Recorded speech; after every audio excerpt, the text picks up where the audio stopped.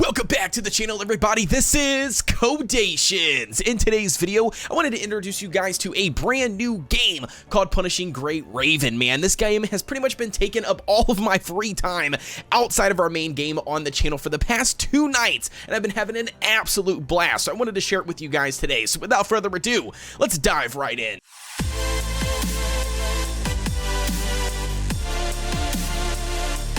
Diving right in, ladies and gentlemen, so the first thing I want to do is show you guys the combat system, because in my personal opinion, I think that's going to be what sets Punishing Great Raven apart from a ton of the action RPGs that I have currently played on the mobile device, alright? So let's go ahead and jump in here. We're going to jump into just the 3rd chapter that I'm currently on as of right now. These are going to be your 3 combatants that you can bring out with you on the field. Combatants are basically just the heroes. These heroes you can collect via the gacha system, and then also you get some of these characters for free via in-game, whether it's completing missions or just, doing the story, all right? Now, the first thing I want to talk about when we load in here, and there's going to be a couple of different things. We're going to take a look at the menu before we actually start the combat sequence, all right? So, really quick, the bottom right-hand side, the 2 swords is going to be your basic attack. To the left of that, you've got your dodge mechanic, and then basically right above that, we've got 4 individual, abilities or skills or, whatever you want to call them. I can't remember what the game specifically calls them, but essentially what it's going to do is your object is to match 3 of those in a row before hitting off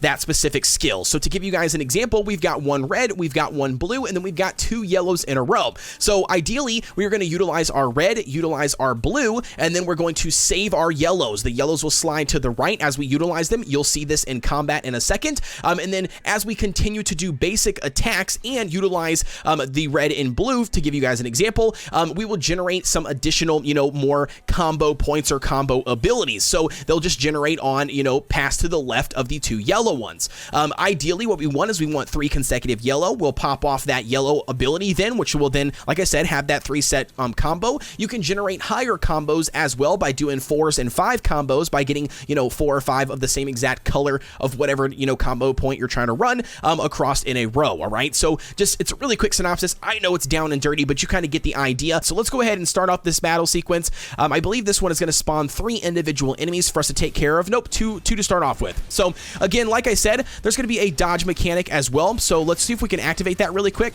Let's successfully dodge something is what you have to do. So you're going to go ahead and do some additional damage here. We're going to try to get a dodge off successfully. Let's see if we can get one here. See if we can wait for the dodge to come through.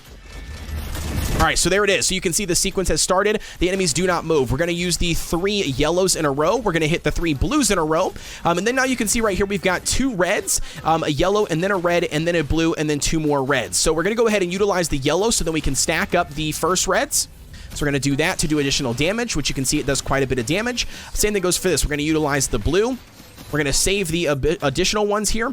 Now, down in the bottom left-hand corner, you can see that right next to our sprint button or dodge button, we have gained another ability. Now, this is going to be somewhat of a, not ultimate ability, but, some sort of like a custom ability for each individual character that, will be different for everybody. Mine is going to be somewhat of a, damage buff and defense break for the enemies. So we're going to go ahead and pop that off, which is going to do additional damage. We're going to go ahead and utilize some of our yellows because I do want to do as much damage as possible. Now we've got 3 blues. Let's go ahead and pop those off. There we go. Get some additional damage going. Let's go ahead and swap to another character. Let's swap to Nanami so you guys can kind of get a feel for the different character variety in the game. Now, Nanami is actually on roller skates, which is very, very cool. It's a very unique class. So we're going to go ahead and utilize a couple of her abilities here so you can see. She also rocks a chainsaw as her main weapon. So let's go ahead and utilize this.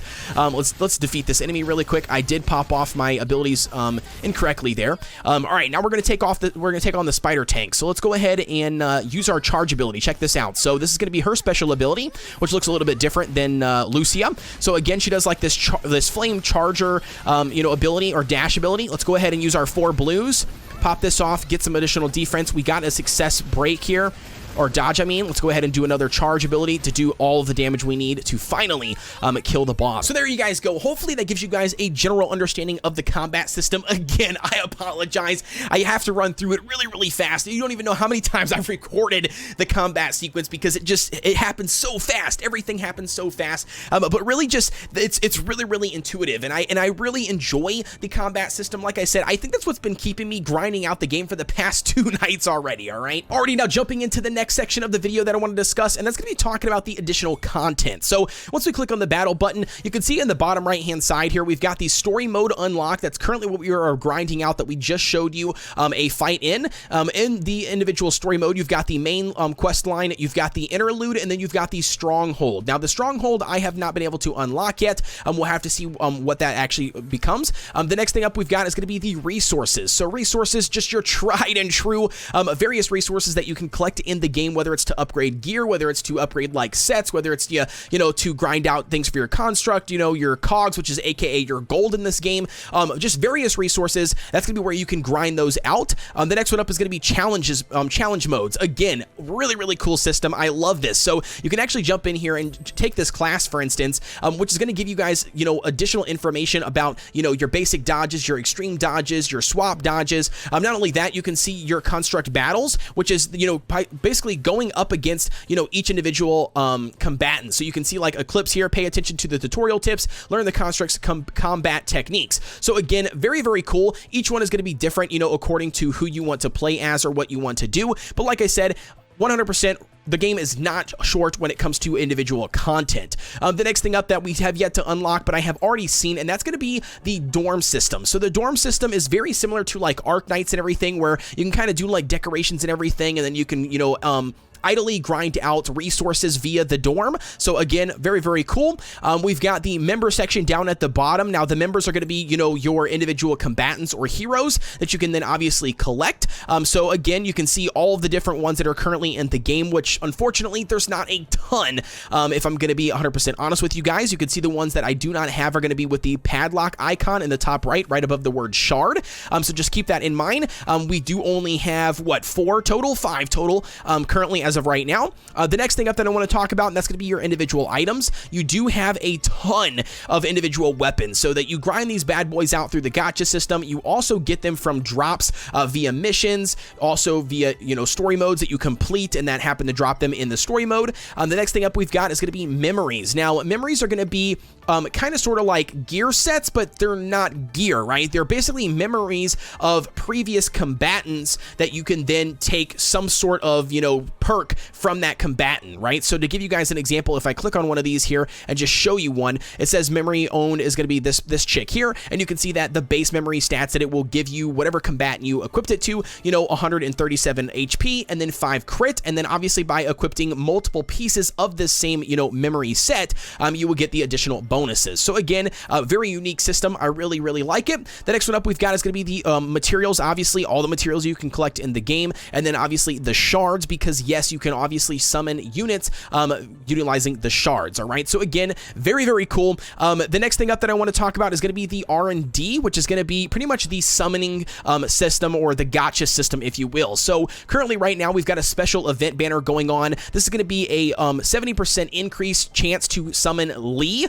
So if you were looking to collect Lee, very cool unit. He's like a shooter range type, kind of reminds me of Devil May Cry realistically, but that's kind of going to be what Lee is, and that's currently his banner. The next one up is going to be the base system here. So we've got the base one. This is going to be your regular recruit banner. We've got the beginner exclusive benefits recruit banner here to the left, and then we've got in the center one, we've got the focus research, and then we've got the weapon research, which as you can guess, it's going to be summoning weapons. If we do the focus research, this one I really like. Now the focus research does take a specific ticket, so it takes a targeted weapon R&D ticket.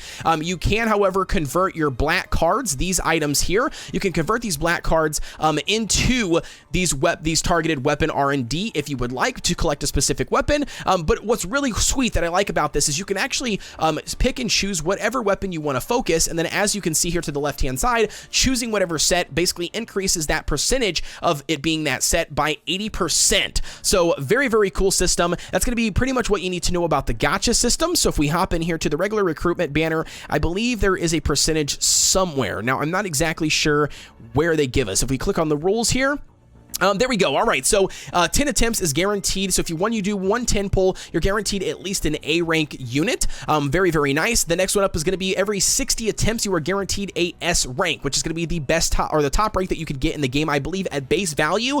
Now, I believe they can go all the way up, I think, to triple S rank, but I don't think you can summon triple S's. You guys let me know down below in the comments if I'm wrong on that. But anyways, that's going to be pretty much what you need to know. Every 60 attempts, you're guaranteed an S rank. You've got drop details, which can kind of tell you, all of the individual units that are currently in the game that you can collect, and then obviously the research log, which just shows you your gacha history. So that's going to be the gacha system. Very, very cool, very, very simple. I love the fact that they've got a gacha pity at, 60. You're guaranteed an S rank unit no matter what. So the next system that I want to jump into is going to be taking a closer look at the combatants, and then what you can do, via each one of these combatants. Alrighty, now jumping right in here, taking a look at Nanami, for instance. We're just going to utilize her as my example for today. Again, keep in mind, she is my top tier S elite unit, right? So the only one, I utilize my selective summoning ticket to pick her up, and I really, really like her kit, so we're going to go ahead and feature her. So the first thing you need to know, on the bottom right-hand side, we've got all of our memories that we just talked about. You can see I've completed one set on the far right-hand there. You can tell that because both of them are identical, so we've completed that set. But, we're still pretty new in the game, so we don't have a lot of sets in order to complete at the time.